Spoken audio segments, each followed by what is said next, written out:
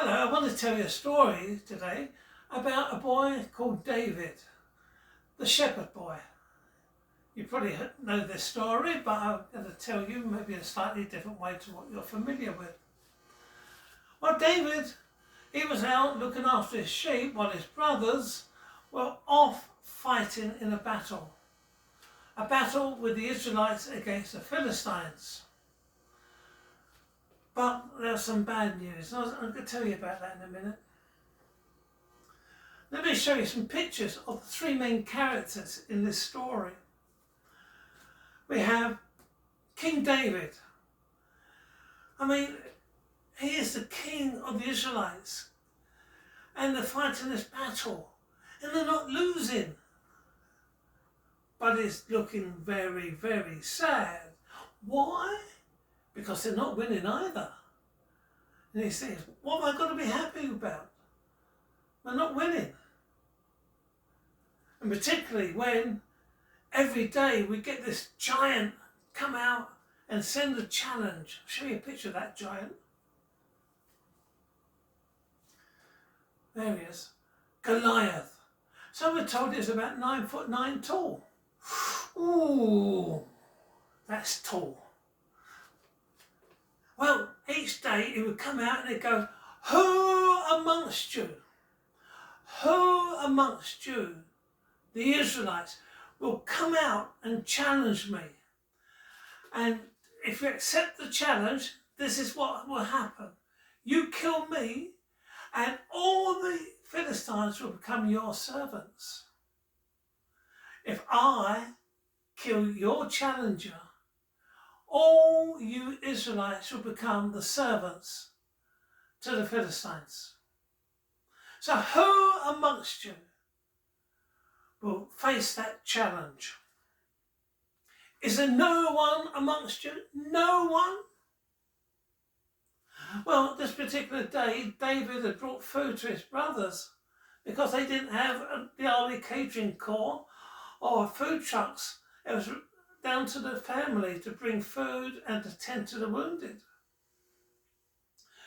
So David was coming, he brought food to his brothers, and it was at this time when the giant Goliath came out and offered that challenge. Who amongst you will come and challenge me? And David saw no one.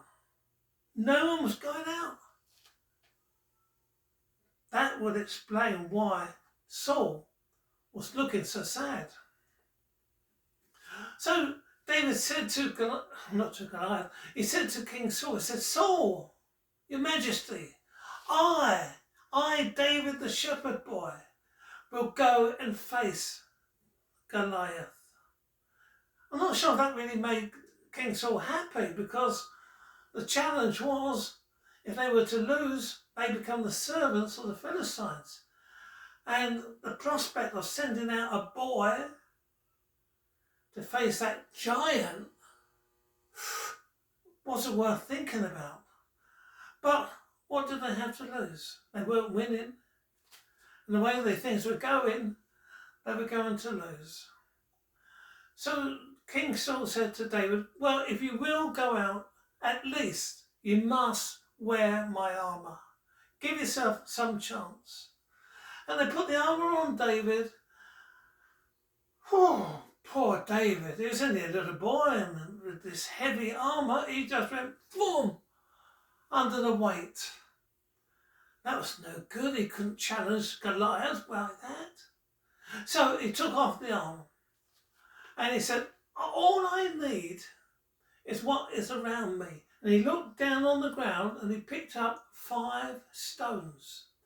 1 stone for faith, because he put his faith in God. 2, he picked up a stone and said, this is for my trust in God. He picked up a 3rd stone and he said, God has given me the courage to face that giant. He picked up a 4th stone and he said, I will be obedient to what God wants.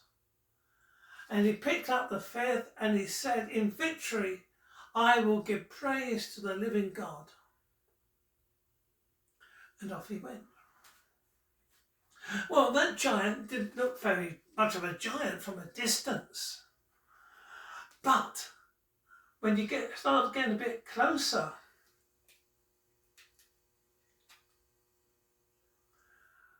you'll find that the giant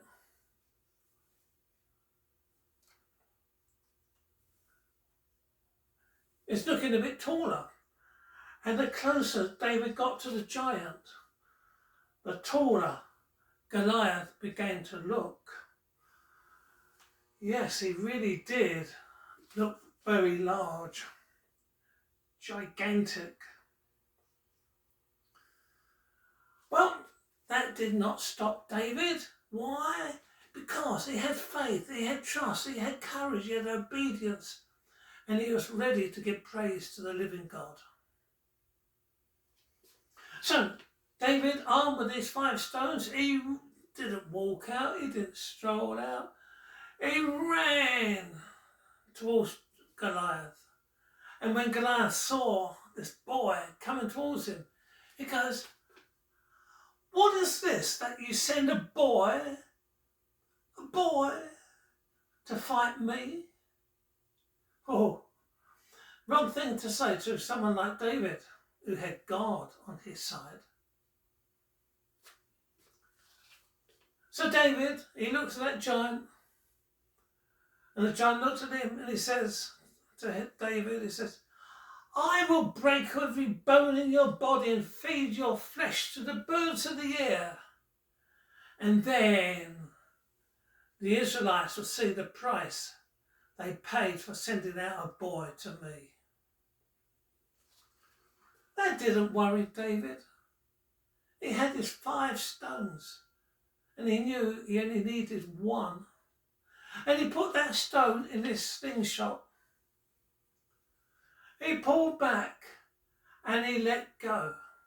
And that stone went up, up, up, up, and it hit Goliath right there.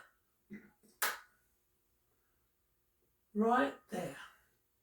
Well, Goliath, being a giant that he was, didn't feel anything initially. And then suddenly he started to feel like he's maybe not quite such a giant after all. He felt like he was being brought more down to earth.